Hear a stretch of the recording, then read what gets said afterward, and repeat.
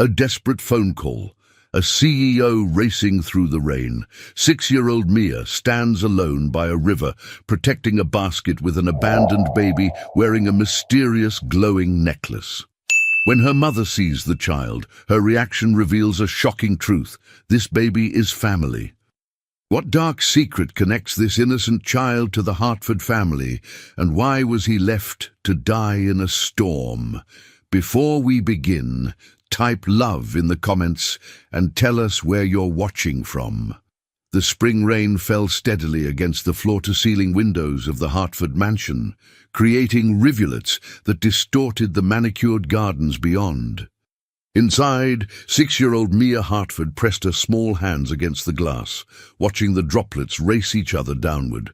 Her golden hair was pulled back in a neat ponytail, and her pink raincoat hung by the door, ready for an adventure her nanny had strictly forbidden. "Miss Mia, you need to stay inside today," Carla had said that morning, her round face stern but kind. "The river is high from all this rain. Your father would have my head if anything happened to you." But Mia wasn't like other children who simply obeyed. At 6 years old, she possessed an unusual combination of fearlessness and empathy that often led her into situations that made adults nervous. Her father, Richard Hartford, CEO of Hartford Industries, was used to getting emergency calls from nannies and teachers about his daughter's latest rescue mission. Whether it was bringing home stray animals or defending kids at school who were being picked on, today something pulled at Mia stronger than any warning.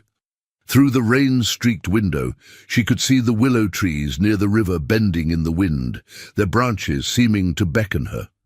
The family's estate sprawled across 15 acres of prime Connecticut countryside, with most of it wild and unexplored. Mia's favorite place was the secluded bend in the river, where her father had promised to build her a treehouse someday when she was older. She glanced over her shoulder. Carla was in the kitchen, and her mother, Catherine, was at one of her charity luncheons in the city. Her father was at his office downtown, probably in another endless meeting. Mia bit her lip, weighing the consequences of disobedience against the mysterious feeling that she needed to go outside. Something was out there. She could feel it. Making her decision, Mia quietly slipped on her pink raincoat and her small rain boots. She knew the house's layout perfectly, every exit, every blind spot where the security cameras didn't quite reach. Her father's security team was good, but they were trained to watch for threats coming in, not for a 6-year-old girl sneaking out. The side door near her father's study was her escape route. She pushed it open slowly, wincing at the slight creak, and stepped into the cool afternoon rain. The drops were larger than she'd thought, immediately soaking through her hood, but Mia pressed forward. The grass was slick beneath her boots as she made her way across the lawn toward the tree line. The river was about a quarter-mile from the house, hidden behind a grove of old oak trees and the drooping willows that her mother always said made the estate look properly romantic. As Mia walked, she sang quietly to herself, a habit she had when she was nervous. Her father always said she had his mother's voice, clear and sweet. When she reached the river, Mia stopped, her breath catching. The water was indeed high, rushing past with a force she'd never seen before. Branches and debris tumbled along the current, and the usually peaceful riverbank was muddy and treacherous. For a moment, Mia reconsidered her decision. Maybe Carla had been right. Maybe she should go back. Then she heard it, a sound that didn't belong to the storm. A tiny cry, barely audible over the rain and rushing water. Mia's heart hammered in her chest. She knew that sound. She'd heard it when her cousin's baby sister was born last year. It was the cry of an infant. "Hello?" Mia called out, her small voice nearly swallowed by the wind. "Is someone there?" The crying continued, and Mia followed it, carefully picking her way along the riverbank. Her boots squelched in the mud, and branches caught at her coat, but she pushed forward. The sound grew louder, more urgent, until she saw it, a wicker basket wedged between 2 rocks at the water's edge, caught before the current could sweep it away. Mia's eyes widened. Inside the basket, wrapped in a soaked blue blanket, was a baby. A real, living baby with dark hair plastered to its tiny head, mouth open in a desperate wail. But what caught Mia's attention most was the necklace around the infant's neck, a simple cord holding a stone that glowed with an eerie green light, pulsing like a heartbeat. "Oh no, oh no, oh no," Mia whispered, rushing forward. She'd seen enough adult panic to know this was an emergency. The basket was tilting dangerously as the water pulled at it, and the baby was getting wetter by the second. Mia grabbed the handle of the basket with both hands and pulled with all her 6-year-old strength. It was heavier than she expected. She planted her feet, leaned back, and pulled again. The basket came free from the rocks with a sucking sound, and Mia stumbled backward, landing hard on her bottom in the mud. But she didn't let go. The baby's cries grew louder, and Mia's training from her mother's charity work with children kicked in. She'd been taught to be calm in emergencies. "It's okay, baby," Mia said softly, even though her own heart was racing. "I've got you. You're safe now." With shaking hands, Mia pulled out her phone, a simple device her father had given her for emergencies only. She dialed the number she knew by heart, the one that always answered no matter what, her father's direct line. In his corner office at Hertford Tower, Richard Hertford was reviewing quarterly reports when his phone buzzed with a call from Mia's emergency line. He answered before the second ring, already standing up. "Mia? What's wrong?" His deep voice was sharp with instant concern. "Daddy?" Mia's small voice came through, trembling but trying to be brave. "Daddy, I found a baby." Richard felt his blood run cold. "What? Mia, where are you? Are you safe?" "I'm by the river, Daddy. The baby was in a basket in the water. I pulled him out, but he's so wet and cold and he keeps crying, and there's something glowing on him, and I don't know what to do." The words tumbled out faster and faster until Mia was nearly crying herself. "Stay exactly where you are," Richard commanded, already grabbing his coat and car keys. "Don't move. Don't touch anything else. I'm coming right now. Do you understand me, Mia?" "Yes, Daddy, but please hurry. The baby needs help." "I'm already in the elevator." "Keep talking to me. Describe exactly what you see." As Mia described the basket, the soaked blanket, and the strange, glowing necklace, Richard was already calling his head of security with his other phone, barking orders for an ambulance and police notification. His mind raced through possibilities: an abandoned child, a kidnapping gone wrong, a trafficking situation. None of them good. His car screeched out of the underground parking garage, and Richard broke every speed limit getting home. 15 minutes had never felt so long. Mia's voice stayed on the line the entire time, talking to both him and the baby, trying to comfort the tiny stranger with the same gentle tone she used with injured birds. When Richard's black Mercedes tore up the private drive and he saw his little girl crouched by the river, mud-covered and soaking wet, but holding that basket like her life depended on it, something cracked in his chest. Mia looked up at him with those big blue eyes, her mother's eyes, and said, "I couldn't leave him, Daddy. He needed help." Richard dropped to his knees beside her, pulling both Mia and the basket into his arms. The baby's cries had weakened to whimpers, and Richard could see the child was dangerously cold. He shrugged off his suit jacket and wrapped it around the basket, then lifted both his daughter and the mysterious infant into his arms. "You did good, sweetheart," he said hoarsely. "You did so good. Let's get you both inside." The ambulance was pulling into the circular drive as Richard carried his precious cargo toward the house. Carla stood at the door, her hand over her mouth in shock. The security team surrounded them, and Richard barked orders while paramedics rushed forward to check both children. Mia was fine, wet and muddy, but unhurt.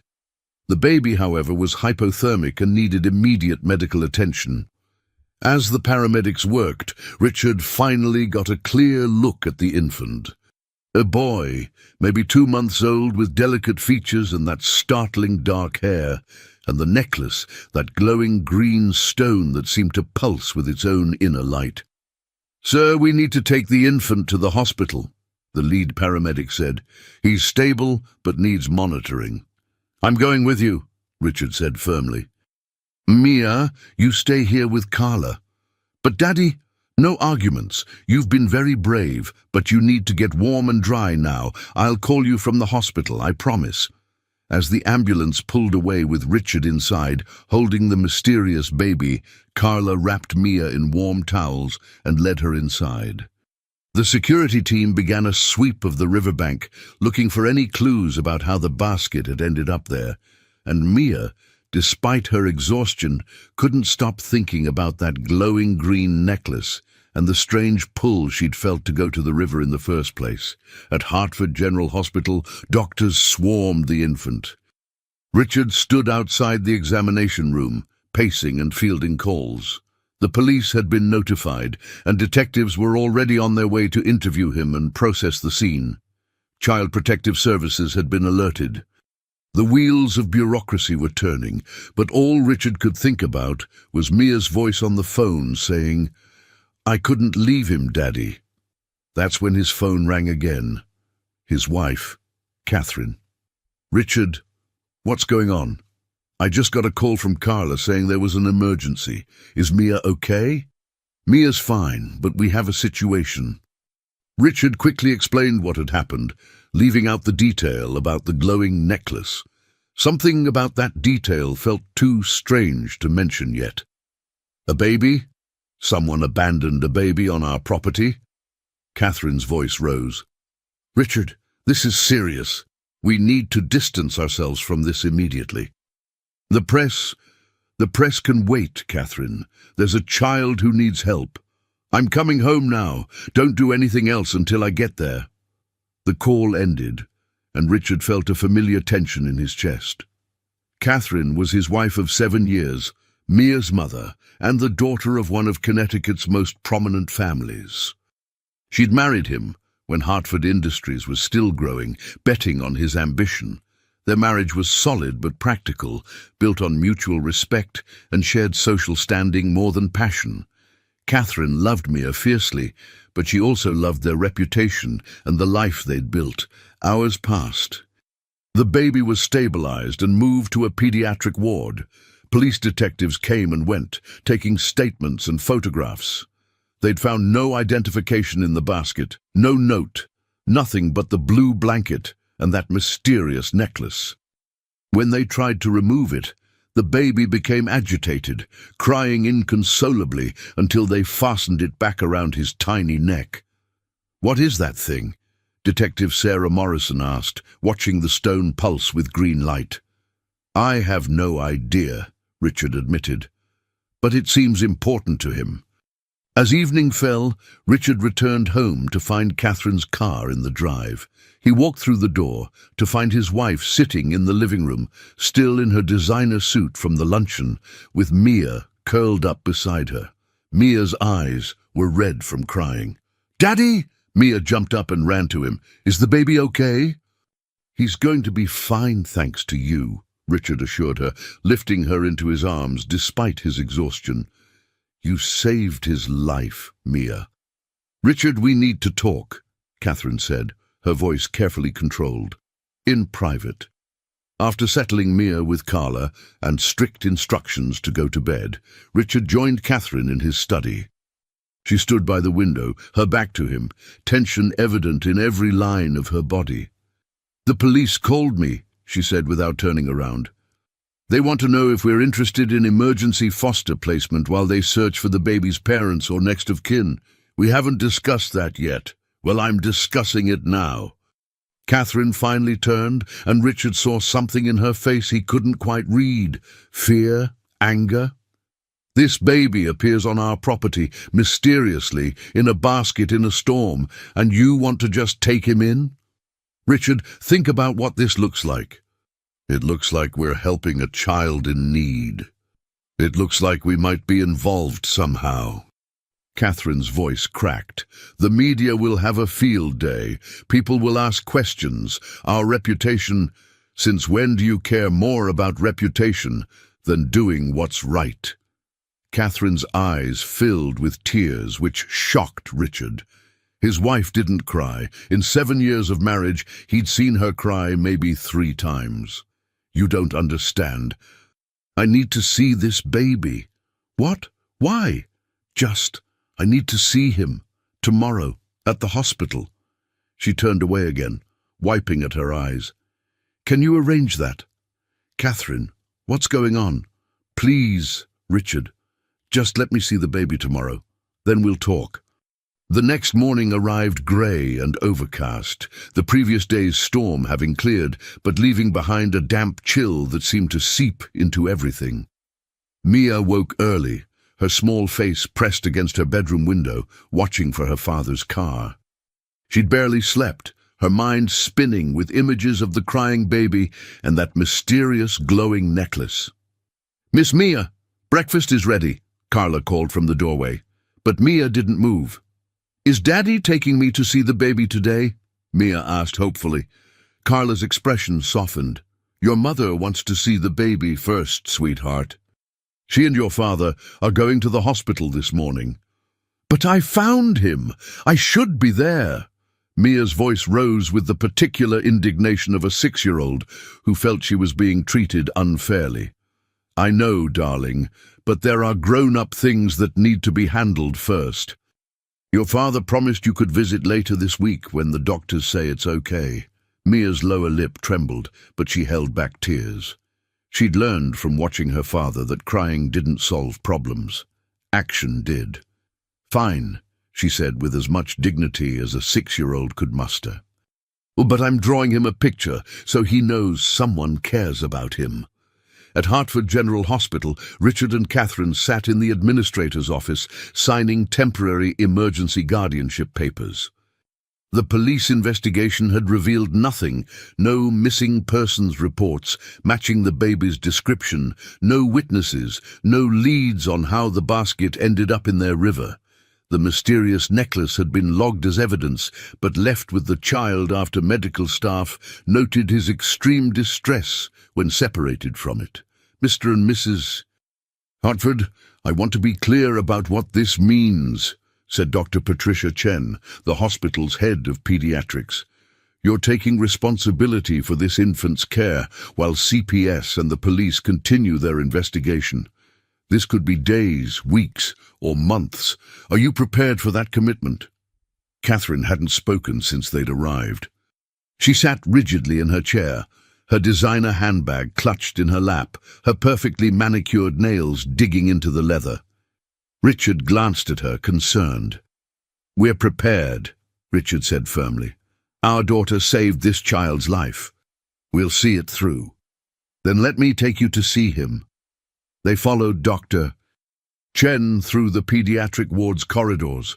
The walls were painted with cheerful murals of animals and rainbows, but the atmosphere felt heavy to Richard, as though they were walking towards something momentous. Catherine's breathing had become shallow, almost panicked. "Catherine, are you okay?" Richard asked quietly. "I just need to see him," she whispered back. Dr. Chen stopped at a door marked Infant Care, Isolation 3, and checked her clipboard. "He's been thriving overnight. Good appetite, healthy vitals. No signs of abuse or neglect beyond the abandonment itself. He's remarkably resilient." She pushed open the door. "I'll give you a few minutes alone." The room was small but warm, filled with soft lighting and the gentle beep of monitors.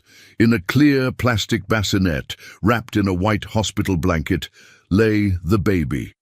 He was awake, his dark eyes staring at nothing in particular, and around his tiny neck that green stone pulsed with its otherworldly light. Catherine stopped dead in the doorway. Her face drained of all colour, and she gripped the doorframe for support. "No!" she breathed. "No, it can't be." Richard turned to her, alarmed. "Catherine, what?" But Catherine had already rushed forward to the bassinet. She stared down at the baby with an expression of absolute horror and recognition. Her hands shook as she reached out, then pulled back, then reached out again to gently touch the glowing necklace. "Where did this come from?" she demanded, her voice sharp with hysteria. "Richard, where exactly did Mia find him?" "By the river, you know that. Catherine, what's wrong? What do you know about this?" Catherine's eyes filled with tears that spilled down her cheeks, ruining her careful makeup. "The necklace," she whispered. "I know this necklace. I gave it to her." "Gave it to who?" "Catherine, you're not making sense." Catherine sank into the chair beside the bassinet, her whole body trembling. 8 years ago, before I met you, I had a younger sister, Clarissa. She was wild, reckless, everything I wasn't. She got involved with the wrong crowd, drugs, bad relationships. My parents tried to help her, but she wouldn't listen. Catherine's voice cracked. She disappeared when she was 21, just vanished one day. We searched everywhere, filed missing persons reports, hired private investigators. Nothing. It was like she'd evaporated. Richard knelt beside his wife, his mind reeling. "Catherine, I don't understand. What does your sister have to do with that necklace?" Catherine cut him off, pointing at the glowing stone. "It was my grandmother's. A family heirloom passed down for generations. My grandmother said it had protective properties, that it would keep the wearer safe. I gave it to Clarissa the last time I saw her, begged her to wear it, to let it protect her since I couldn't." She looked up at Richard with devastated eyes. "This baby has my sister's necklace, Richard, which means—" The implication hung in the air like a thunderclap. Richard looked from his wife to the baby and back again. "You think this is Clarissa's child? Your nephew?" "I don't think. I know." Catherine reached into the bassinet with shaking hands and gently turned the baby's head to the side. Behind his tiny left ear, barely visible, was a small birthmark shaped like a crescent moon. "It's a family mark. I have it. My mother has it. Clarissa had it." Her voice broke completely. "And now he has it." Richard's mind spun through the implications. "But if this is Clarissa's son, where is she? Why was he abandoned? And how did he end up on our property?" "I don't know," Catherine sobbed, "but we have to find her, Richard. If she abandoned him, something terrible must have happened. Clarissa loved children. She used to say she wanted 6 kids someday. She wouldn't have given up her baby unless—" Catherine couldn't finish the sentence. Richard stood and began pacing, his business mind automatically organizing the chaos into action items.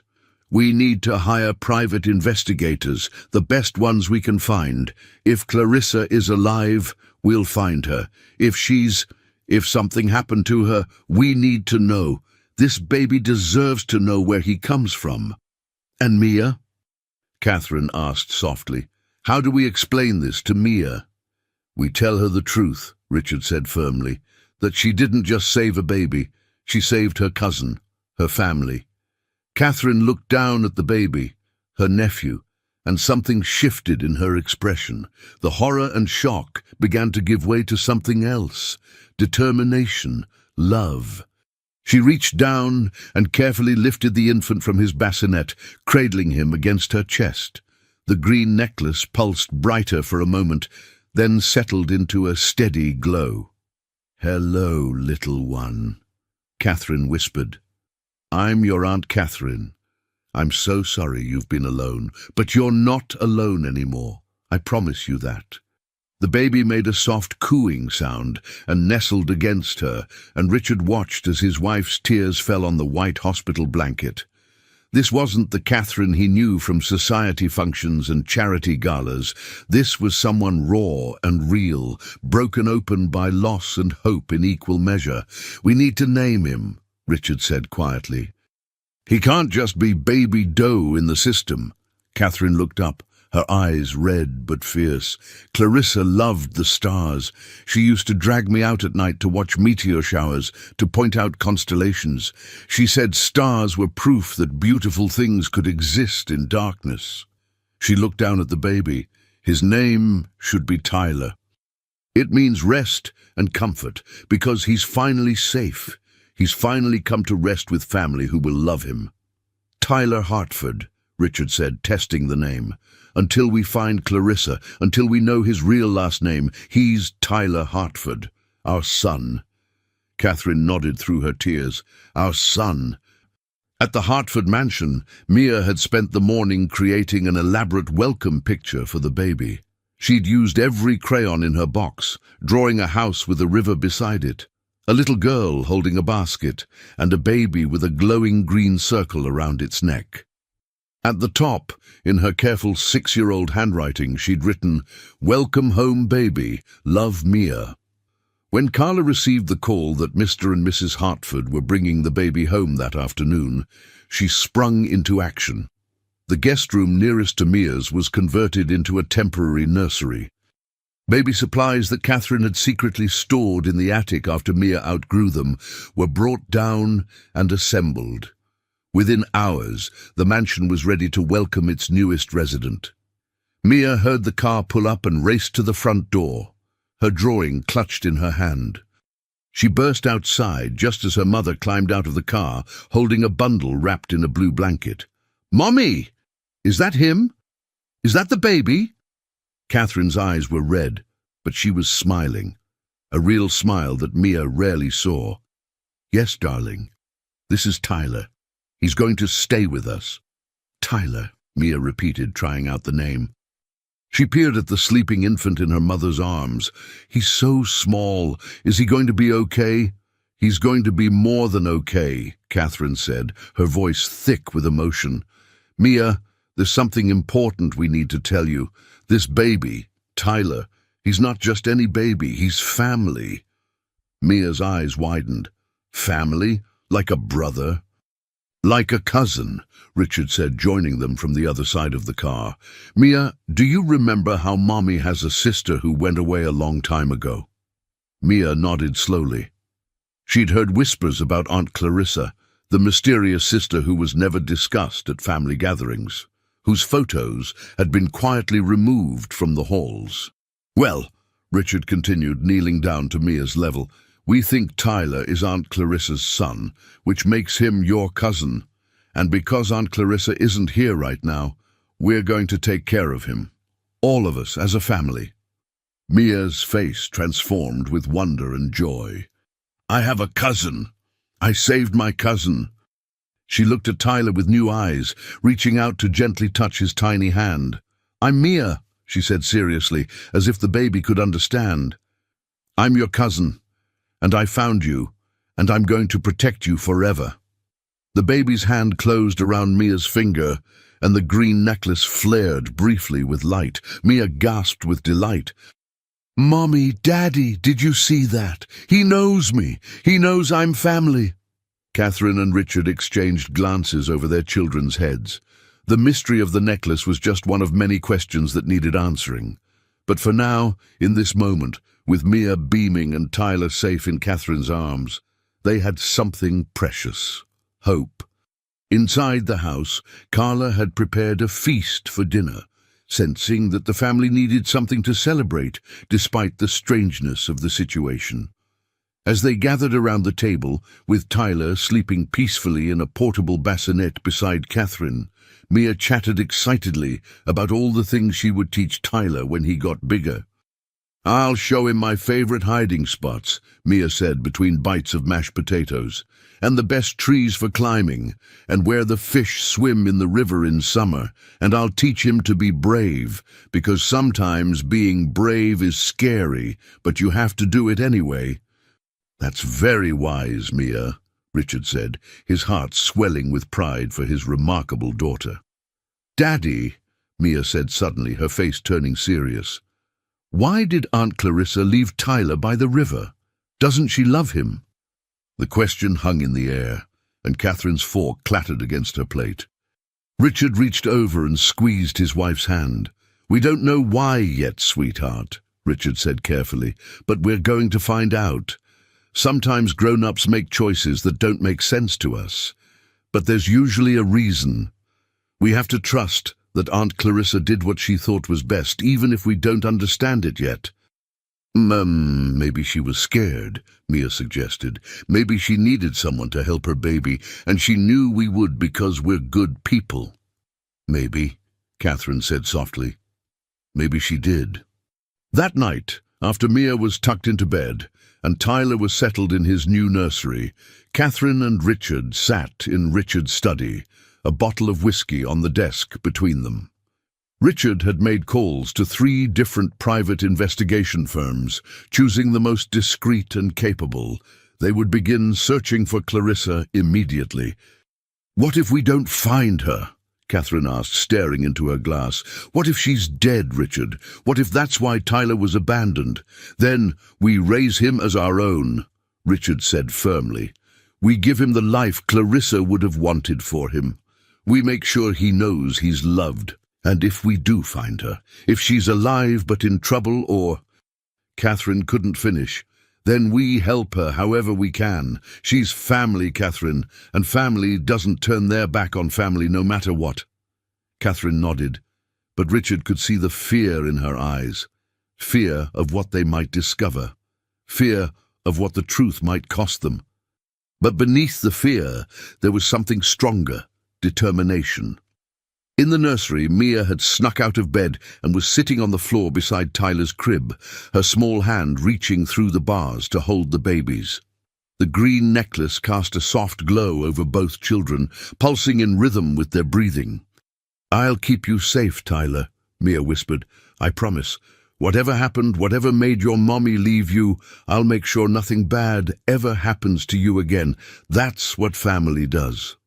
Tyler stirred in his sleep, his tiny fingers tightening around Mia's, and the necklace glowed brighter, as if sealing a covenant between the 2 children.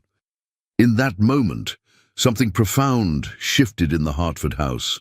They were no longer just a wealthy family going through the motions of life. They were united by purpose, by love, and by the mysteries yet to be solved. 3 weeks passed in a blur of adjustment and investigation. The Hartford mansion transformed around its newest resident. Tyler's presence brought an energy to the stately home that had been missing. The sound of a baby's laughter, the midnight feedings, the controlled chaos of bottles and diapers and tiny socks that somehow disappeared in the laundry. Mia took her role as protective cousin with fierce seriousness. She insisted on helping with every feeding, every diaper change, every bath. She read him stories from her picture books, showed him her favorite toys, and spent hours simply watching him sleep, marveling at his tiny perfection.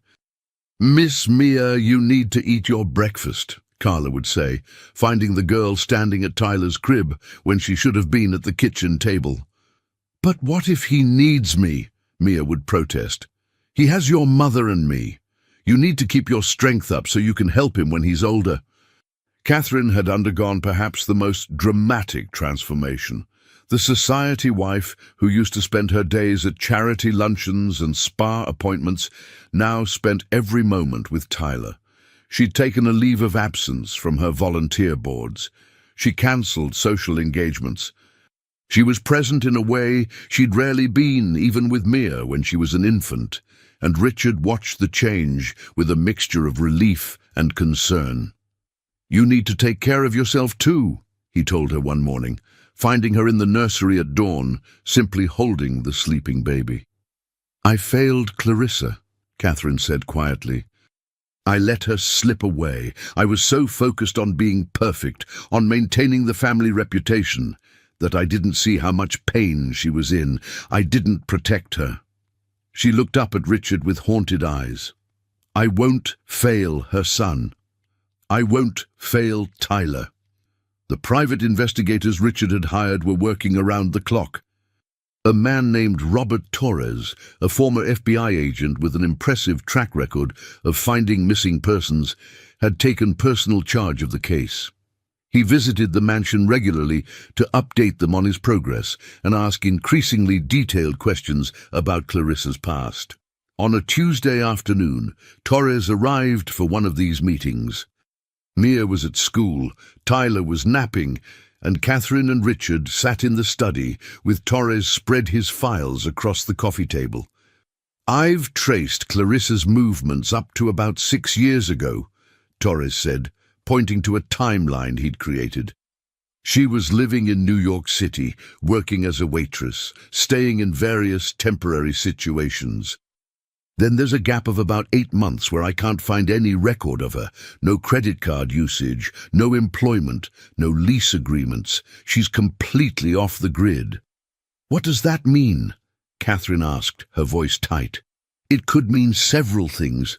She could have been living with someone who supported her financially. She could have been somewhere that doesn't generate paper trails, homeless, or in an institution, or... Torres paused. Or she could have been held somewhere against her will. Catherine's hand flew to her mouth. You think she was kidnapped? I'm not ruling anything out. After that 8-month gap, I pick up her trail again. She surfaces in Portland, Oregon, gets a job at a bookstore, rents a small apartment. This is about 5.5 years ago. She seems to be trying to build a stable life. Torres pulled out a photograph. A grainy security camera image of a young woman with long dark hair, Catherine's eyes, and Clarissa's delicate features. This is from the bookstore. The manager remembers her, said she was quiet, kept to herself, but was good with customers. She's beautiful, Catherine whispered, touching the photo. She looks so much older, so tired. According to the manager, Clarissa worked there for about 7 months. Then one day, she didn't show up for her shift. Never came back. The manager went to her apartment to check on her, but Clarissa had already cleared out, left no forwarding address, no explanation. When was this? Richard asked. Almost exactly 5 years ago. Which, if Tyler is approximately 3 months old now, would align with Clarissa being in the early stages of pregnancy when she disappeared from Portland. Catherine did the math in her head. So she was pregnant, alone, scared enough to run from her job and apartment. Where did she go? That's what I'm trying to find out. The trail goes cold again for several years. Then 6 months ago, I get a hit. Torres pulled out another document. A woman matching Clarissa's description was treated at a free clinic in Hartford, this very city, Mrs. Hartford. She was approximately 6 months pregnant at the time. She gave a fake name, but the clinic keeps detailed notes, and the description matches, including. He pointed to a specific notation. The birthmark behind her left ear.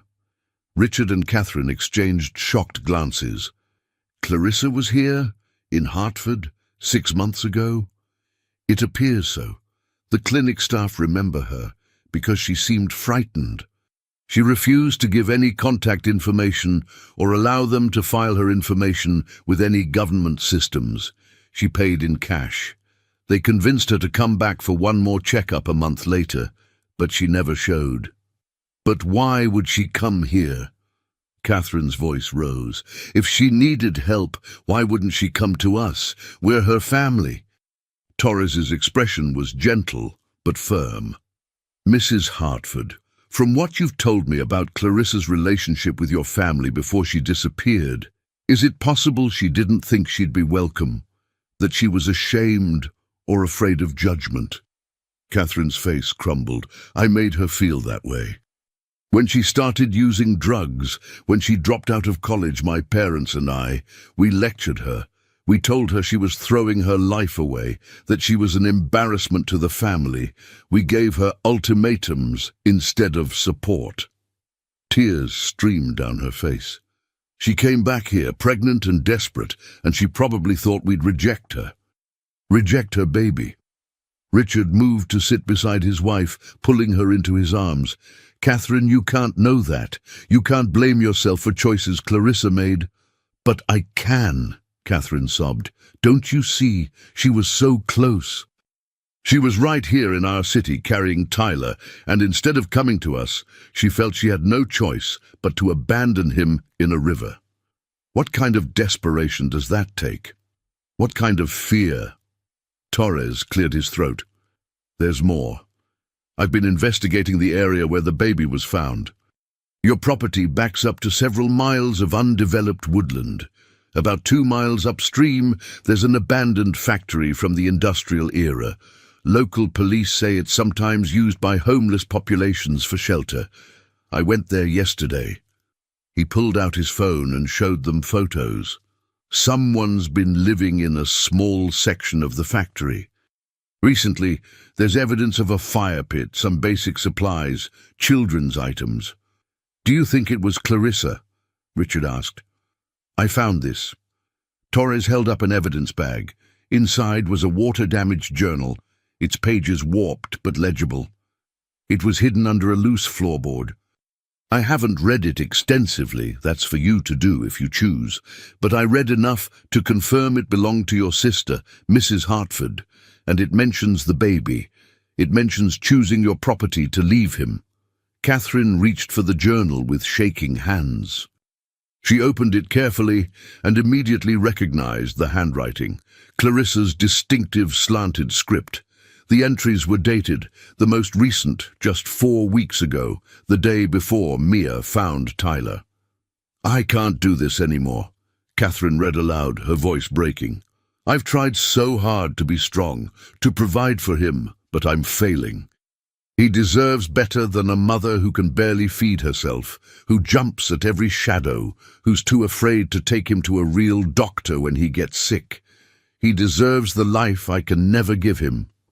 Richard squeezed his wife's shoulder as she continued reading. "I've been watching the Hartford house for weeks. I've seen my sister there, so perfect, so put together. I've seen her little girl playing in the yard. That should be me. That should be my life. But I ruined everything, and I can't ruin him too. The only thing I can give my son is a chance at the life I destroyed. Catherine is his aunt. That little girl is his cousin. They'll take care of him. They have to." Catherine couldn't continue. She clutched the journal to her chest and wept.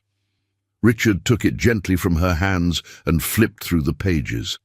There were months of entries, documenting Clarissa's pregnancy, her struggles, her fear of someone she never named, but referred to only as him.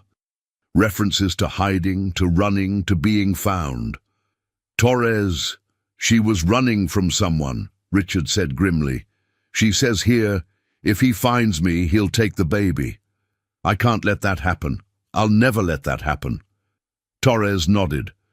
"I believe Clarissa left Tyler on your property because she thought it was the only way to keep him safe from whoever she was running from. By abandoning him where she knew he'd be found by family, she removed the connection between them. If this person is looking for a woman with a baby, Tyler would be hidden in plain sight with you." But where is she now?" Catherine demanded. "If she was living in that factory, where did she go after leaving Tyler?" "I don't know," Torres admitted. "The factory was abandoned when I found it. But Mrs. Hartford, I have to ask you something difficult. Is there any chance that Clarissa intended to?" He couldn't finish the sentence. "No," Catherine said fiercely. "No! Clarissa wouldn't. She's a survivor. She fought to keep Tyler safe this long. She wouldn't just give up." "Then we keep looking," Richard said firmly. "Torres, I want you to expand the search. Check hospitals, shelters, anywhere she might go. Check for any Jane Does matching her description.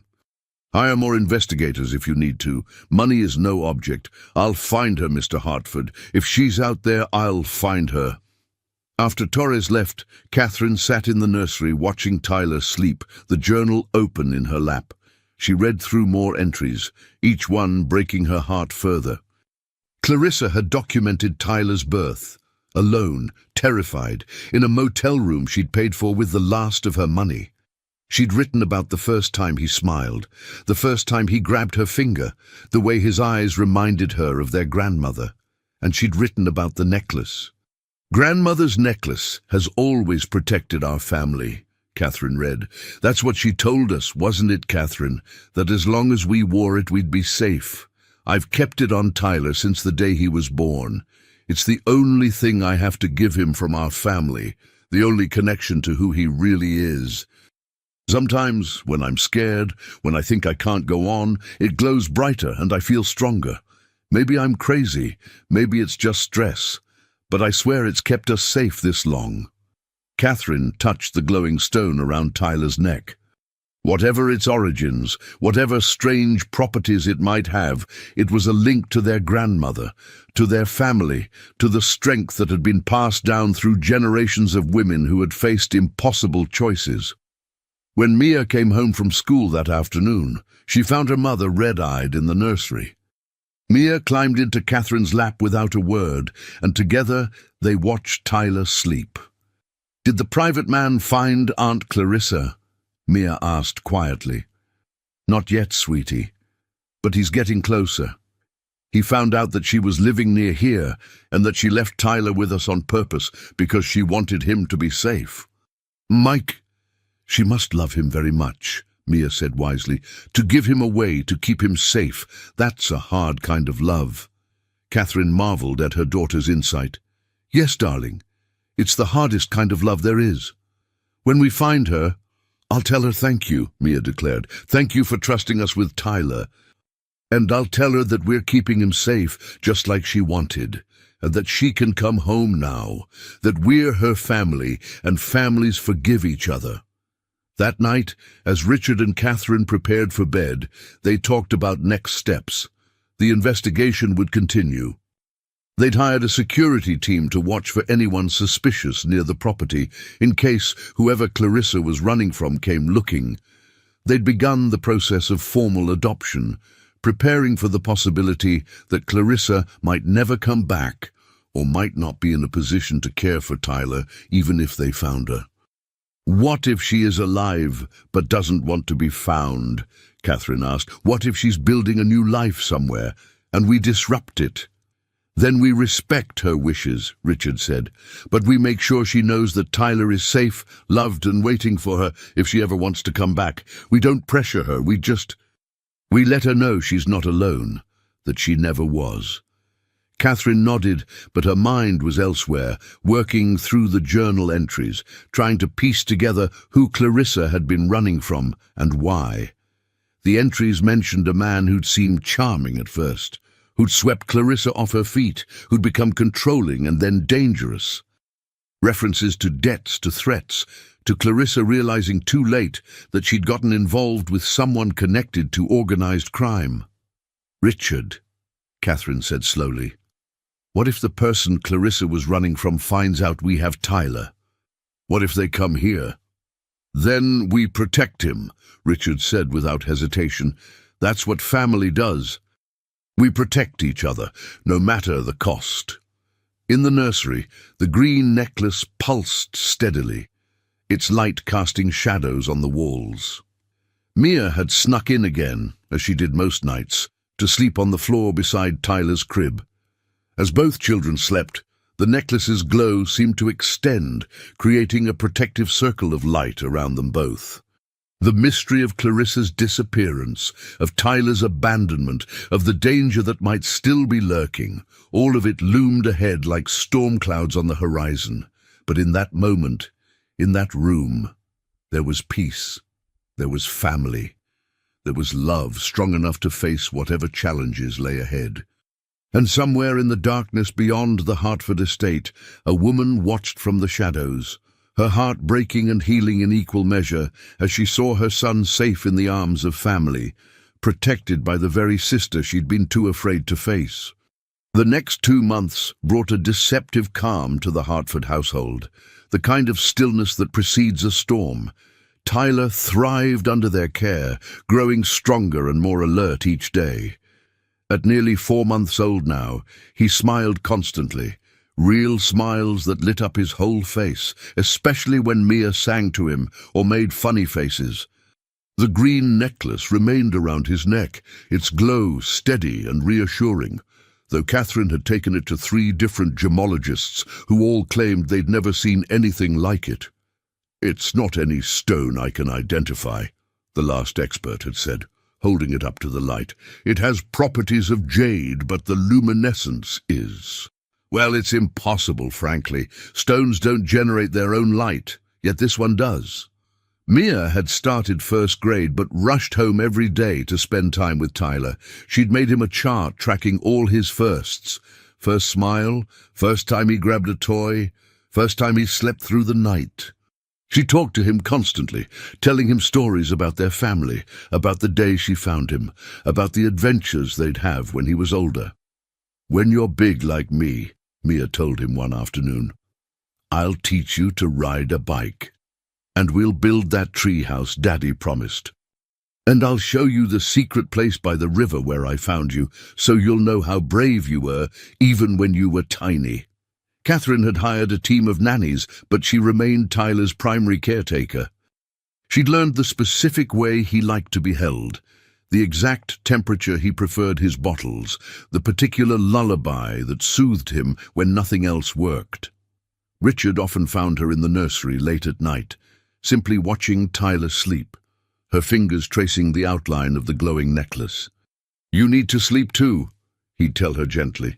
"What if she comes back tonight?" Catherine would whisper. "What if Clarissa finally comes home and I'm not awake to hear her?" But Clarissa didn't come home. Torres and his team had followed every lead, interviewed dozens of people, checked surveillance footage from across the state.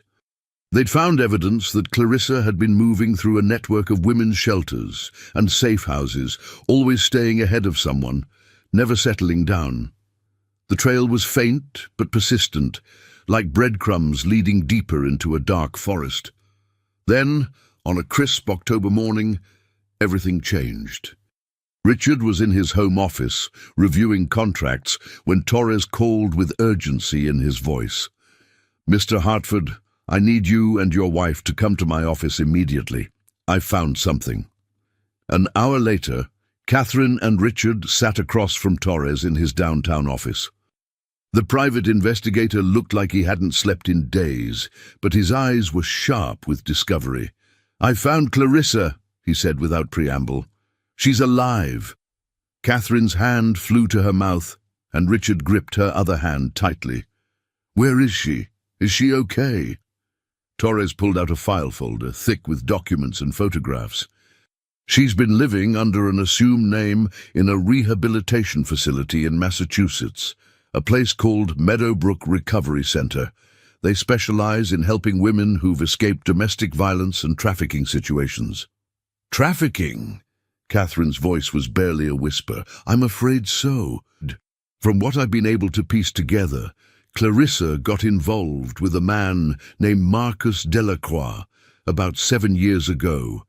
He presented himself as a successful businessman, but he's actually a mid-level player in a criminal organization that operates across New England. They deal in drugs, illegal gambling, and human trafficking." Richard felt his blood run cold. And Clarissa was. Clarissa was initially his girlfriend. But when she tried to leave him, he didn't let her go. He used her addiction against her, kept her dependent, controlled her completely. According to the staff at Meadowbrook, Clarissa managed to escape him when she found out she was pregnant. She was terrified he'd use the baby to control her, or worse, that he'd sell the child. Catherine began to cry silently, tears streaming down her face.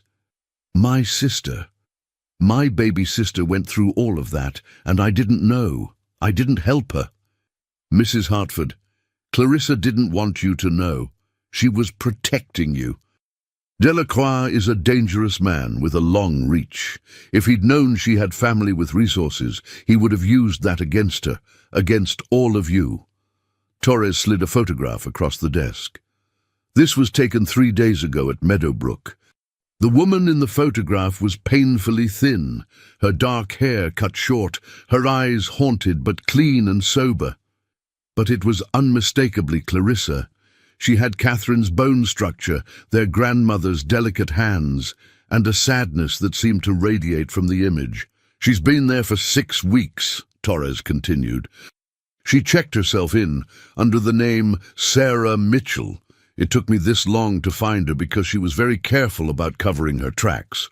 The facility has strict privacy protocols, but I was able to confirm her identity through the birthmark and a DNA sample one of the counselors helped me obtain.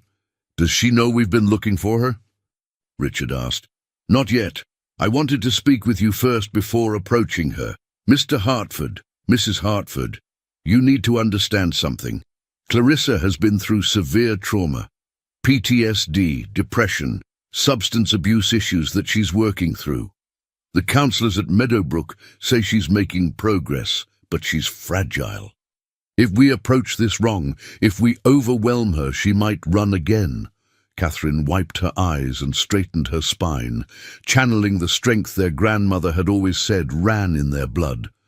What do we need to do? The facilities director, Dr. Sarah Brennan, has agreed to facilitate a meeting. She knows about Tyler. Clarissa talks about him in her therapy sessions, though she doesn't know we've connected the dots. Dr. Brennan thinks it would be therapeutic for Clarissa to know her son is safe, but we have to be careful about how we tell her. When can we see her? Catherine's voice was steady now, determined. Tomorrow afternoon, if you're ready. But Mrs. Hartford, you need to prepare yourself. Clarissa may not be the sister you remember. Trauma changes people. She may be angry, resentful, or unable to process what's happened. You can't push her or pressure her. You can only offer support and let her make her own choices about what comes next. I understand, Catherine said. I'll do whatever she needs. I just need her to know that she's not alone anymore, that she never has to be alone again. That night, Catherine couldn't sleep.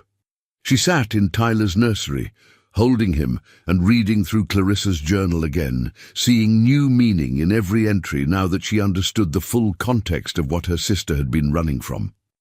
The entries about him finding her, the coded references to danger, the desperation that had led her to abandon her son rather than risk him falling into the hands of a monster. Your mama is so brave, Catherine whispered to the sleeping baby. She saved you. She protected you the only way she knew how, and now we're going to help her come home. Mia appeared in the doorway, rubbing sleep from her eyes. Mommy, why are you crying? Catherine hadn't realized she was crying again. She wiped her eyes and smiled at her daughter. Come here, sweetheart. Mia climbed into her mother's lap, careful not to jostle Tyler. Did you find Aunt Clarissa? Yes, baby, we found her. Daddy and I are going to see her tomorrow. Is she sick? Catherine considered how to explain it in terms a 6-year-old could understand. She's been very sad and scared for a long time. She's in a special place where doctors help people who are sad feel better. Can I come too? I want to meet her. I want to tell her that Tyler is happy and that we love him. Not yet, darling. Aunt Clarissa needs some time before she can meet everyone. She's been through some very hard things, and she needs to feel safe first. Mia was quiet for a moment, then said something that stopped Catherine's heart. The bad man hurt her, didn't he? The one she was hiding from. Catherine stared at her daughter. Mia, how did you know about that? I read some of the journal, Mia admitted, looking guilty. I'm sorry, Mommy. I know I wasn't supposed to. But I wanted to understand why Tyler's mama left him. I wanted to know if she loved him. Instead of being angry, Catherine pulled her daughter closer. And what did you learn? That she loved him so much that she gave him away to keep him safe from the bad man. That's the hardest kind of love there is. Mia looked up at her mother with wise eyes. You have to tell Aunt Clarissa that the bad man can't hurt her anymore. You have to tell her she can come home. Okay, Mommy? Okay, baby, I'll tell her. The next afternoon, Richard and Catherine drove to Massachusetts in tense silence. The Meadowbrook Recovery Center was a converted estate in the countryside, surrounded by trees that were brilliant with fall colors. It looked peaceful, safe, the kind of place designed to help broken people heal. Dr. Sarah Brennan met them in her office, a warm woman in her 50s, with kind eyes and a firm handshake. Mr. and Mrs. Hartford, thank you for coming. Before we proceed, I need to explain what to expect. Clarissa, Sarah as she knows herself here, has been doing well in her recovery. She's clean, she's participating in therapy, she's making real progress. But she carries tremendous guilt about her son. She believes she failed him by abandoning him. She didn't fail him, Catherine said fiercely. She saved him. I agree, and that's what we've been working on in therapy. But hearing it from you, seeing proof that Tyler is safe and loved, that could be transformative for her. Or it could be overwhelming. We have to go slowly. Dr. Brennan stood. She's waiting in the garden. She knows someone is here to see her, but not who. Are you ready? Catherine and Richard followed the doctor through the facility, past common rooms where other residents sat in group therapy or quiet conversation. The garden was beautiful, filled with late-blooming roses and chrysanthemums. And there, sitting on a bench beneath an oak tree, was Clarissa. She looked up as they approached, and Catherine saw the moment recognition hit. Clarissa's eyes went wide, her face losing all color. She stood, stumbling backward, looking like she might run. "Clarissa," Catherine said, her voice breaking, "please, please don't run." Clarissa froze, her eyes darting between Catherine and Richard, clearly trying to understand what was happening. "How did you find me? You can't be here. It's not safe. He might—" "Marcus Delacroix can't hurt you anymore," Richard said firmly. "We know everything, Clarissa. We know what he did to you. We know why you ran. And we know about Tyler." At the sound of her son's name, Clarissa's legs seemed to give out. She sat back down on the bench hard, her hands covering her face. "Tyler. Is he? Did he?" Catherine rushed forward and dropped to her knees in front of her sister. "He's alive. He's healthy. He's beautiful, Clarissa. Mia found him exactly where you left him, and we've been taking care of him. He's safe. He's home." Clarissa looked up, tears streaming down her thin face. "Mia? Your little girl found him?" "She saved him," Catherine said, taking her sister's hands. "She pulled him out of the river, called for help, refused to leave his side.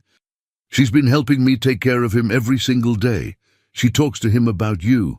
She tells him stories about his brave mama who loved him enough to make sure he was safe." Clarissa sobbed, deep, wrenching sobs that shook her entire body. Catherine pulled her into a hug, and Clarissa collapsed against her, crying like she hadn't allowed herself to cry in years. "I'm so sorry," Clarissa gasped. "I'm so sorry for everything. For disappearing, for not coming to you, for leaving my baby in a river like he was nothing." "Stop," Catherine said firmly, pulling back to look her sister in the eye. "You listened to me," Clarissa rose. "You protected your son from a monster. You made the hardest choice any mother could make because you knew it was the only way to keep him safe. You are not a failure. You are a hero. But I should have come to you sooner. I should have asked for help instead of—" "I made you feel like you couldn't," Catherine interrupted, her own tears falling now. "When you were struggling, when you were using, I lectured you instead of listening. I judged you instead of helping you. I made you think your family would reject you. That's on me, Clarissa. That's my failure, not yours." Clarissa shook her head weakly. "You don't understand what I've done, Catherine. The things I did to survive, the people I hurt. I don't care," Catherine said fiercely. "I don't care about any of that. You're my sister. You're Tyler's mother. And you're coming home. Not today, not until you're ready. But when you are ready, we'll be waiting. All of us, your family." Richard knelt beside them, adding his presence to their circle. "Clarissa, I've already spoken with our lawyers. We can provide protection, resources, whatever you need to feel safe. Delacroix won't touch you or Tyler. I promise you that." "He's powerful," Clarissa whispered. "He has connections everywhere. If he finds out I have family with money—" "Then let him find out," Richard said with cold determination. "Let him try something. I have resources too, Clarissa. Legal, financial, and yes, physical protection if necessary. You're not alone anymore. You don't have to fight by yourself." Dr. Brennan, who had been watching from a respectful distance, approached. Clarissa, remember what we talked about in therapy, about letting people help you, about trusting that you deserve safety and love. Clarissa nodded weakly, looking between her sister and Richard with an expression of desperate hope mixed with terror. Can I see him? Can I see Tyler? I don't expect to, I know I gave up my rights when I left him, but if I could just see him, just know he's really okay. You didn't give up anything, Catherine said. You're his mother. You will always be his mother. And yes, you can see him whenever you're ready. The visit stretched into hours. They sat in the garden as the autumn sun moved across the sky, and Clarissa told them everything. About meeting Marcus when she was 21, broken and lost after dropping out of college. About how charming he'd seemed at first, how he'd promised to take care of her. About the slow realization that she was trapped, that he controlled every aspect of her life. About the drugs he'd supplied that kept her dependent. About the things he'd made her do, the people he'd forced her to interact with. When I found out I was pregnant, something shifted, Clarissa said, staring at her hands. I'd lost myself completely, but I couldn't lose my baby. I couldn't let him grow up in that world. I planned my escape for months, waited until Marcus was out of the state on business, and then I ran. The necklace, Catherine said. Grandmother's necklace. You kept it all those years. Clarissa touched her throat where the necklace had hung for so long. It was the only thing of value I had, but I could never bring myself to sell it. Grandmother always said it would protect us. When Tyler was born, I put it on him, and I swear, Catherine, sometimes it felt like it was keeping us safe, like it was guiding me where to go, warning me when danger was close. She laughed weakly. I know that sounds crazy. It doesn't, Catherine said, thinking of the way the stone glowed brighter when Tyler was upset, the way it pulsed in rhythm with his heartbeat. I've seen it. There's something about that necklace, Clarissa. Something our grandmother knew. As the afternoon wore into evening, they made plans. Clarissa would continue her treatment at Meadowbrook for another month, completing the program and building the strength she needed to face the world again. Torres would continue monitoring for any sign of Delacroix or his associates. When Clarissa was ready, she would come home to the Hartford estate, where a suite of rooms would be prepared for her and Tyler. What if he doesn't remember me? Clarissa asked quietly as they prepared to leave. What if he sees me as a stranger? Then we'll help him remember, Catherine promised. But Clarissa, you need to know something. That little boy has your eyes, your smile, your strength. He's a fighter just like his mama, and he's going to be so happy to meet you. On the drive home, Catherine was quiet, processing everything. Richard reached over and squeezed her hand. You did well today. I let her down for so many years, Catherine said softly. I was so focused on maintaining appearances, on being the perfect daughter, the perfect wife, I forgot how to just be a sister. You're getting a second chance now, you both are. At home, Mia met them at the door, her face eager with questions. Did you see Aunt Clarissa? Is she nice? When can she come home? When can I meet her? Catherine scooped up her daughter and held her tight. She's wonderful, baby. She's sad and scared, but she's wonderful, and she's so grateful to you for saving Tyler. Can I show her my chart, the one that shows all of Tyler's firsts, so she knows what she missed but also knows we took good care of him? Catherine's heart swelled. That's perfect, Mia. She would love that. That night, as Catherine fed Tyler his bedtime bottle, she told him about his mother, about how brave Clarissa was, how much she loved him, how hard she'd fought to keep him safe. The baby gazed up at her with those dark eyes, Clarissa's eyes, and the green necklace pulsed with steady light. Your mama's coming home, Catherine whispered. She just needs a little more time to get strong. But she's coming, Tyler, and we're going to be a family, all of us together. The next month was a time of careful preparation and cautious hope. Catherine visited Clarissa at Meadowbrook 3 times a week, sometimes bringing Mia, sometimes going alone. The sisters slowly rebuilt their relationship, sharing memories of their childhood, talking through the years they'd lost, planning for a future that had seemed impossible just weeks before. Mia took to visiting with enthusiasm, bringing her chart of Tyler's milestones, and chattering about everything her cousin would need to learn when he got bigger. Clarissa would sit and listen, tears streaming down her face as this brave 6-year-old described the life her son was living, the love he was receiving. "I made him a drawing," Mia said during one visit, pulling a picture from her backpack. "It's of all of us together. See? There's Daddy and Mommy and me and Tyler and you. We're all holding hands by the river. But this time it's sunny and there's no basket because Tyler doesn't need rescuing anymore. He's home."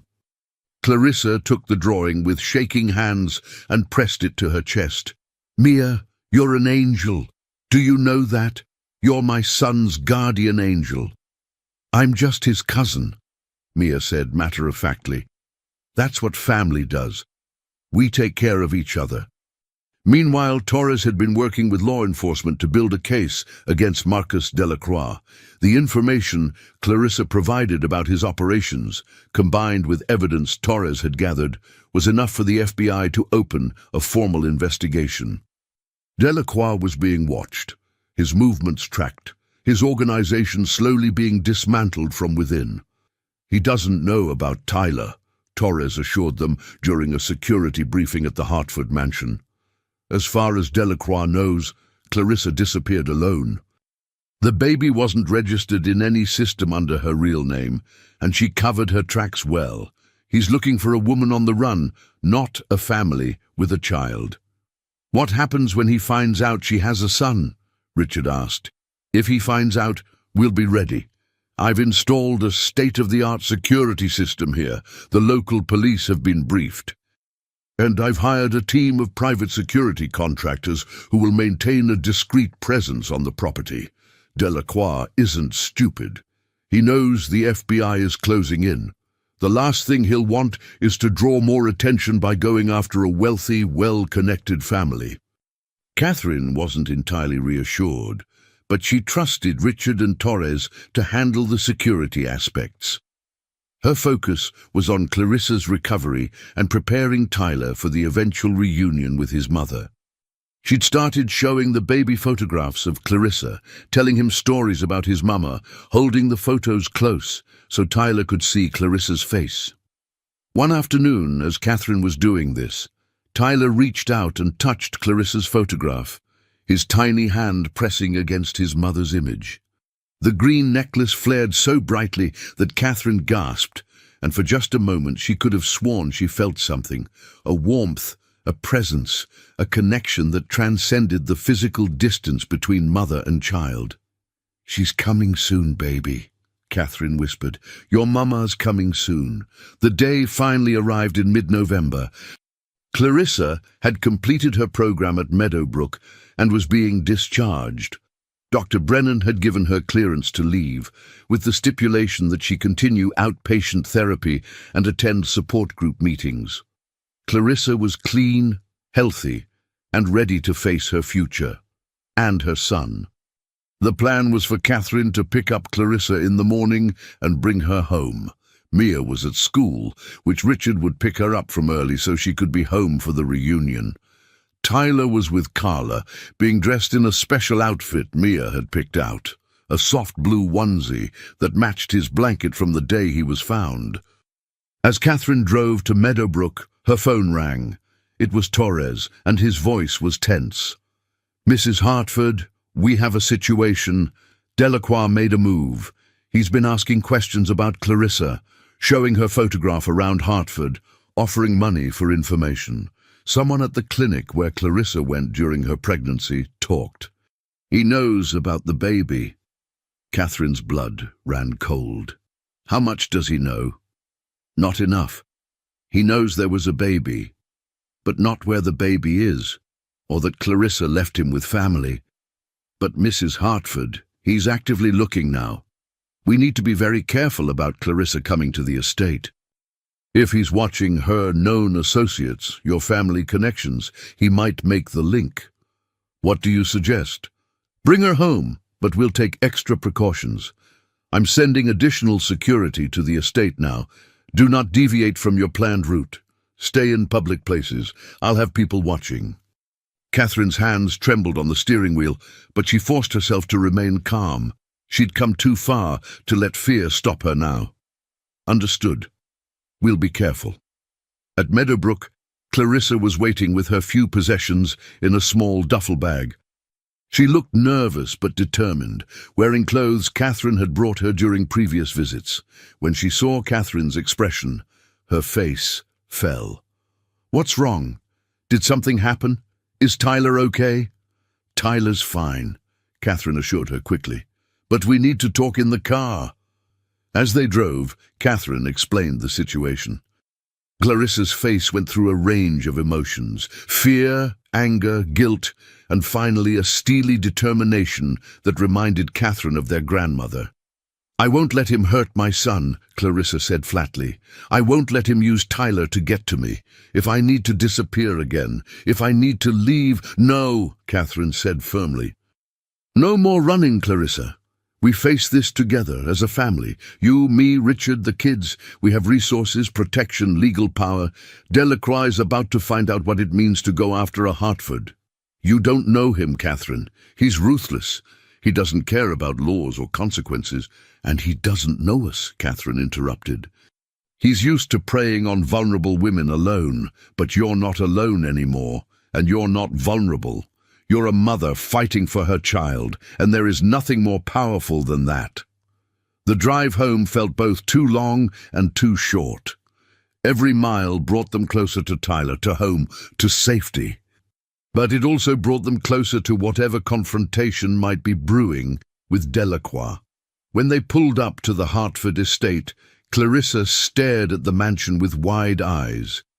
This is where you live. Catherine, this is a palace. This is home, Catherine corrected gently. And it's your home too now, yours and Tyler's. Richard met them at the door, and Clarissa was struck by his presence. The confident stance, the expensive suit, the air of power that came from years of commanding boardrooms. But his eyes were kind as he extended his hand. Clarissa, welcome home. We're so glad you're here. Thank you for everything, Clarissa stammered. For taking care of Tyler, for finding me, for— You don't have to thank us, Richard said warmly. Your family. This is what family does. Mia appeared then, having been waiting impatiently despite instructions to give the adults time to talk. Aunt Clarissa! She shouted, running forward and throwing her arms around Clarissa's waist. You're here. You're really here. Tyler is going to be so excited. I told him every day that his mama was coming, and now you're here. Clarissa dropped to her knees, eye level with Mia, tears streaming down her face. You're Mia. You're the one who saved my son. I'm your niece, Mia corrected. And yes, I found Tyler.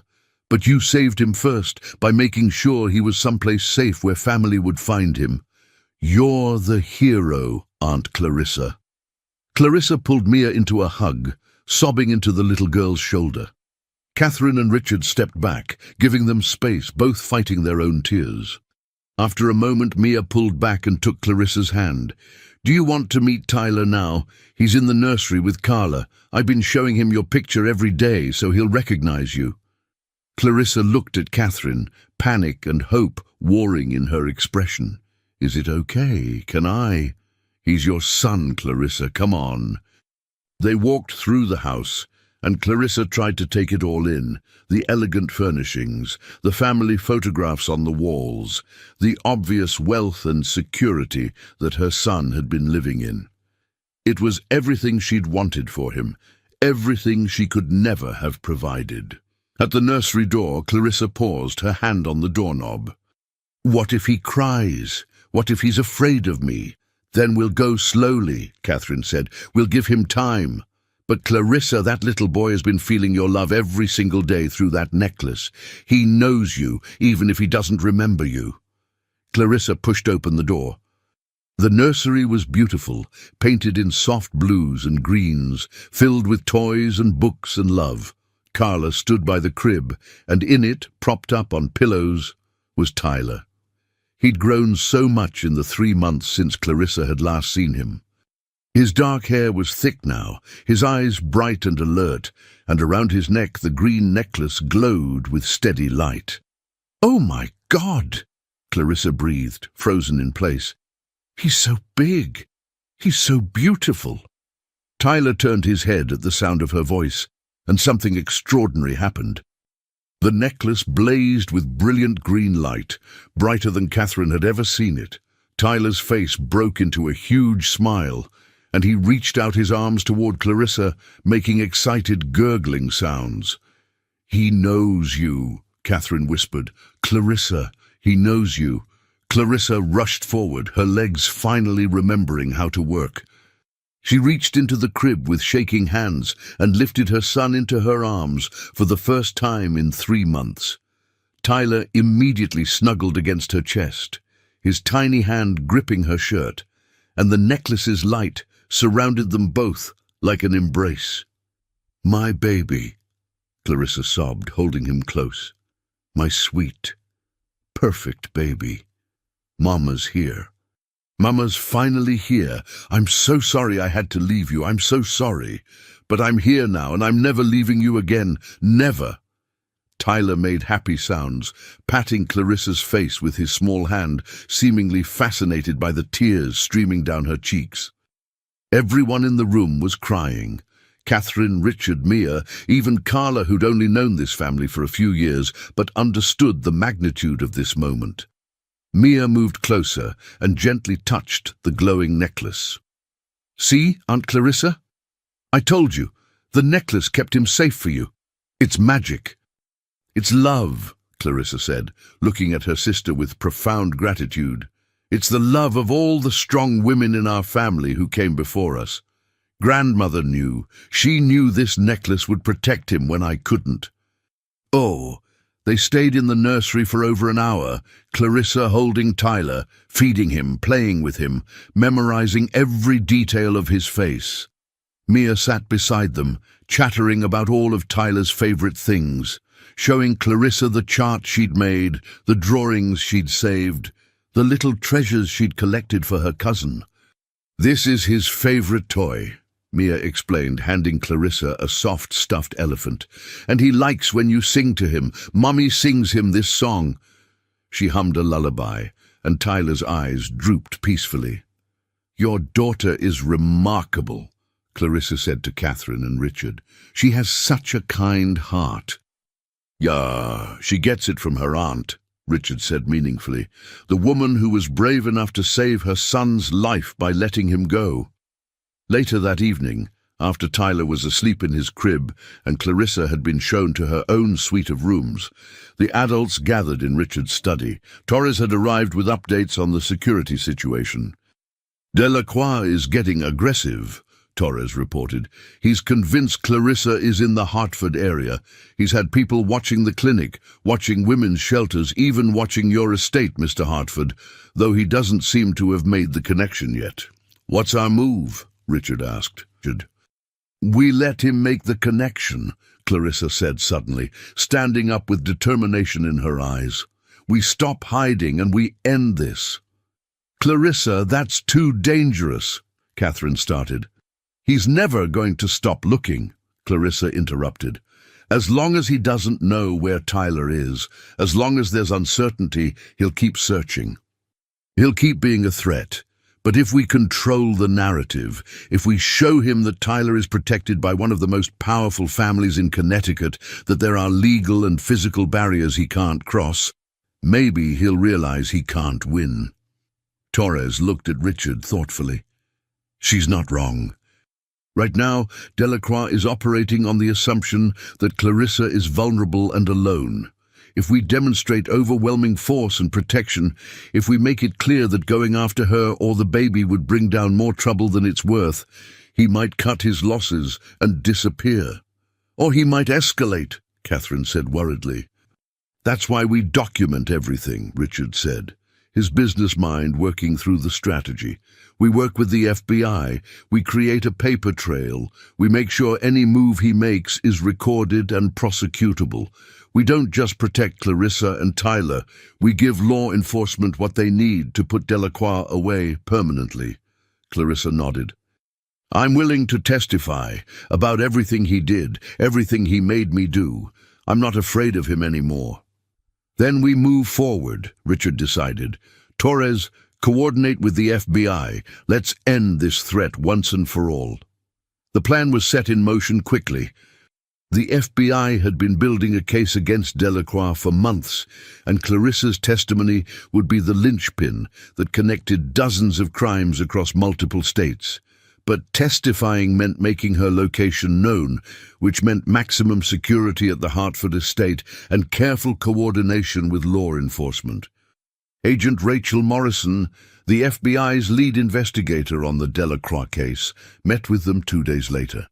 She was a sharp woman in her 40s, with kind eyes but a no-nonsense demeanor.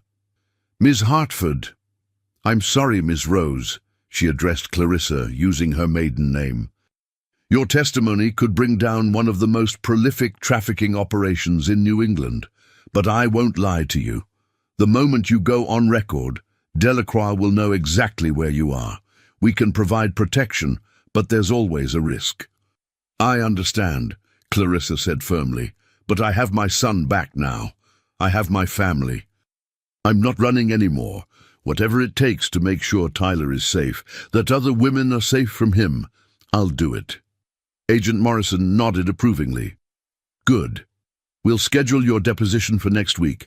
Until then, stay on the estate, stay alert, and trust the security team Mr. Torres has assembled. The days leading up to the deposition were tense, but also filled with joy. Clarissa spent every possible moment with Tyler, making up for lost time, learning his rhythms and preferences, bonding with the son she'd thought she'd lost forever. Mia was a constant presence, showing Clarissa everything she'd need to know about being Tyler's mum. He doesn't like peas, Mia would say seriously, but he loves sweet potatoes, and you have to warm his bottles to exactly the right temperature, not too hot and not too cold, and when he's fussy, you walk around with him like this. She demonstrated her specific bouncing walk that she'd developed over months of helping care for Tyler. Clarissa watched her niece with wonder. Mia, you've taken such good care of him. I could never thank you enough. You don't have to thank me, Mia said, echoing her father's words from weeks ago. We're family. That's what we do. Catherine watched these interactions with a full heart. Her daughter had somehow developed wisdom beyond her years through this experience, and her sister was slowly healing, growing stronger each day. The family she'd thought was broken was actually becoming whole. On the night before Clarissa's deposition, she couldn't sleep. She found Catherine in Tyler's nursery, as she often was, watching the baby sleep. Can't sleep either, Clarissa asked softly. I keep thinking about tomorrow, Catherine admitted, about what happens when Delacroix finds out. Clarissa came to stand beside her sister, both women gazing down at the sleeping baby whose presence had transformed all their lives. Catherine, I need to tell you something. If anything happens to me, don't say that. Listen, please. If anything happens, I need you to raise Tyler. Not just care for him temporarily, but raise him as your own. Adopt him. Give him your name, your protection, your love. Let Mia be his sister in every way that matters. Clarissa, I've already drawn up papers with Richard's lawyers, Clarissa continued. You and Richard are designated as Tyler's guardians in my will. But Catherine, I need you to promise me that you'll tell him about me. Not just that I gave birth to him, but who I was before Delacroix, before I got lost. Tell him I loved reading, that I wanted to be a teacher, that I used to make up silly songs and loved thunderstorms. Tell him about grandmother and her necklace and the strong women in our family. Promise me he'll know where he comes from. Catherine pulled her sister into a fierce hug. I promise. But Clarissa, you're going to be here to tell him yourself. You're going to watch him grow up. You're going to teach him all those things yourself." "I hope so," Clarissa whispered. "God, I hope so." The morning of the deposition arrived grey and cold, matching the tension everyone felt. Clarissa dressed carefully in clothes Catherine had helped her choose. Professional but not too formal, strong but not aggressive. She looked at herself in the mirror and saw someone she barely recognized, a woman who'd survived hell and come out the other side. "You've got this," she told her reflection.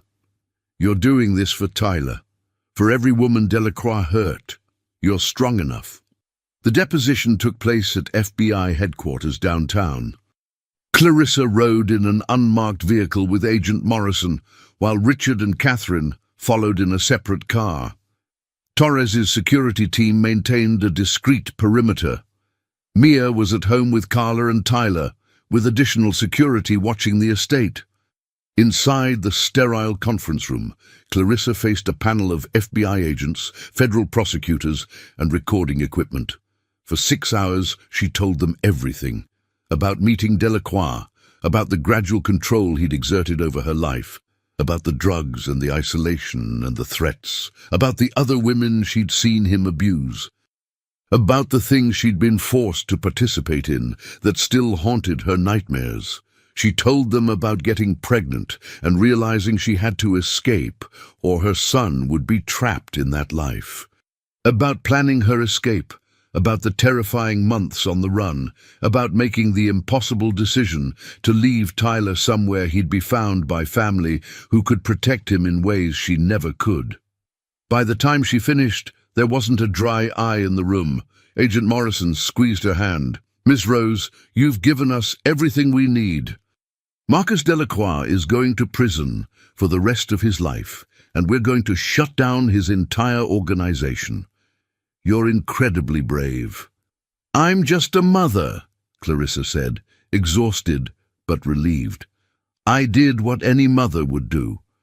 They left the building in late afternoon, everyone tense and alert. The testimony was sealed, but they all knew word would get back to Delacroix quickly. He had sources in places he shouldn't, people on his payroll who fed him information. The question was what he would do when he found out. The answer came that night. The Hartford family had just finished dinner, a celebration of sorts marking Clarissa's successful deposition and their determination to move forward as a family. Mia was telling a long, rambling story about her day at school, and Tyler was in Clarissa's arms, fighting sleep but determined to stay awake for the interesting voices around him. That's when the security system's alarm shrieked to life. Torres burst into the dining room, his hand on his concealed weapon. "Everyone, to the safe room, now!" Richard didn't hesitate.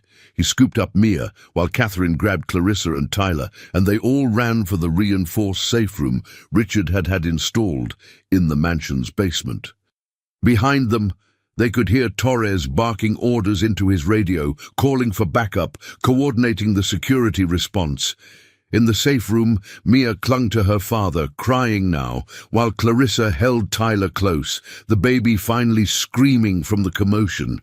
Catherine pulled them all together, her heart pounding but her mind clear. They were safe here. This room could withstand anything. Above them they could hear sounds, shouts, crashes, what might have been gunshots. Mia buried her face in Richard's chest. "Daddy, what's happening?" "Everything's going to be okay, sweetheart," Richard said with a confidence he didn't quite feel. "The security team is handling it. We're safe here." Minutes felt like hours. Finally, Torres's voice came through the intercom. "All clear. Mr. Hartford, you can come out. Police are en route." They emerged cautiously to find the house still intact, but with signs of struggle. Broken furniture, scattered papers. Torres met them with a grim expression. Delacroix sent a team. 4 men, armed. They tried to breach the perimeter. My team intercepted them before they reached the house. He turned to Clarissa. "They were asking for you specifically. They weren't here to rob the place. They were here for you and the baby." Clarissa's face went white and she clutched Tyler tighter. The baby had quieted, seemingly sensing his mother's fear, and the green necklace glowed protectively around his neck. "Where are they now?" Richard demanded. "Detained and turned over to police. Agent Morrison is on her way. This was a federal offense: interstate kidnapping attempt, conspiracy, assault on federal witnesses. Mr. Huntford, this actually works in our favor. Delacroix just handed us everything we need to arrest him tonight." Indeed, within hours, Agent Morrison called with news that made everyone breathe easier. Marcus Delacroix had been arrested at his nightclub in Providence, charged with multiple federal crimes, including the attempted kidnapping tonight. His phone records showed he'd ordered the attack directly. His entire organization was being rolled up, associates arrested, assets seized, victims contacted and offered protection. "It's over," Morrison told them. "He's going to federal prison for the rest of his life. He can't hurt you anymore, any of you." Clarissa sank into a chair, Tyler in her arms, and finally allowed herself to fall apart. Catherine knelt beside her, holding both her sister and her nephew, while Mia wrapped her small arms around all of them, and Richard stood guard over his family. "It's really over?" Clarissa whispered. "It's really over," Catherine confirmed. "You're free, Clarissa. You and Tyler are free." The weeks that followed were busy with legal proceedings, interviews and therapy sessions, but they were also filled with healing and joy. Clarissa formally moved into the Hartford mansion, her suite of rooms becoming a true home. She started outpatient therapy, attended support groups, and slowly rebuilt her life with the support of her family. Tyler thrived with his mother back in his life. The bond between them was profound and immediate, as though the time apart had never happened. The green necklace continued to glow around his neck, a constant reminder of the family's strength and love. Mia took her role as big cousin seriously, already planning all the adventures they'd have when Tyler was old enough to walk and talk and explore. She'd started a new chart tracking his development. First time Mama fed me, first time I laughed at Mia's jokes, first time the whole family was together. One evening, as winter's first snow began to fall, the family gathered in the living room. A fire crackled in the fireplace, casting warm shadows. Tyler was doing tummy time on a blanket, while Mia encouraged him to reach for toys. Clarissa sat nearby, her face peaceful in a way Catherine hadn't seen since they were children. Richard was reading a book, but kept looking up to smile at his family. Catherine watched them all, her husband, her daughter, her sister, her nephew, and felt a completeness she'd never known she was missing. They'd been through so much, survived so much, but they'd done it together. "Catherine," Clarissa said softly, "I never properly thanked you for not giving up on me, for fighting for me and Tyler, for giving us both a second chance at life." "You don't need to thank me," Catherine said, settling beside her sister. "You're my family. That's what we do." Mia looked up from where she was playing with Tyler. "That's what I always say. See, Aunt Clarissa? We Hartfords stick together. We're a team." "Yes, we are," Clarissa agreed, pulling Mia into a hug. "The best team in the world." As the snow fell outside and the fire burned warm inside, Tyler finally managed to grab the toy Mia had been encouraging him to reach for. He made a triumphant sound, and the green necklace flared with light. Everyone cheered for him, and the baby beamed, not understanding why, but delighted by the attention and love surrounding him. "You know," Richard said thoughtfully, "someday Tyler is going to ask about that necklace, about how he came to us, about everything that happened. And we'll tell him the truth," Clarissa said firmly. "That his mother loved him enough to make the hardest choice, that his cousin saved his life, that his family fought for him, that he was born from struggle but raised in love." She looked at the glowing stone. "And that our grandmother's gift protected him when nothing else could. It's a good story," Mia decided. "A true story. And it has a happy ending." "Yes, it does," Catherine agreed, pulling her daughter close. Thanks to a brave little girl who wouldn't let go of a basket in the rain. Mia giggled. I had to save him, Mommy. He's family. As the evening wore on, Tyler fell asleep on the blanket, surrounded by his family. Mia eventually curled up against her mother, fighting sleep but not wanting to miss a moment. Clarissa leaned against her sister, both women watching the children with hearts full of gratitude and hope.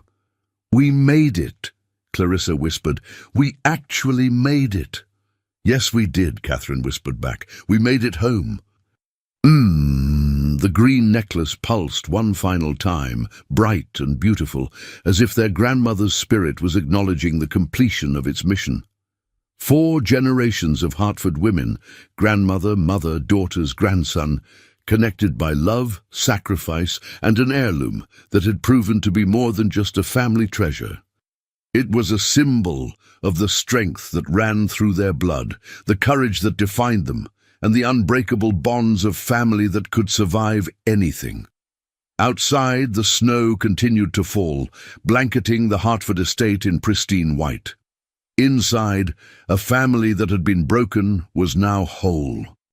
A baby who had been abandoned now had a mother, an aunt, an uncle, and a fiercely protective cousin.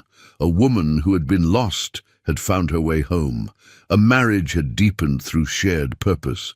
A child had learned that bravery sometimes means doing the hardest thing because it's the right thing. And a mysterious green necklace glowed softly in the firelight, its work complete, its promise fulfilled.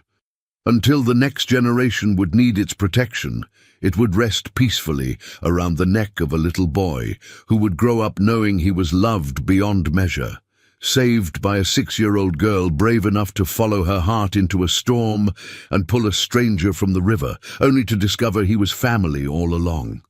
The end came not with dramatic revelations or last-minute rescues, but with this, a quiet evening, a sleeping baby, a family together.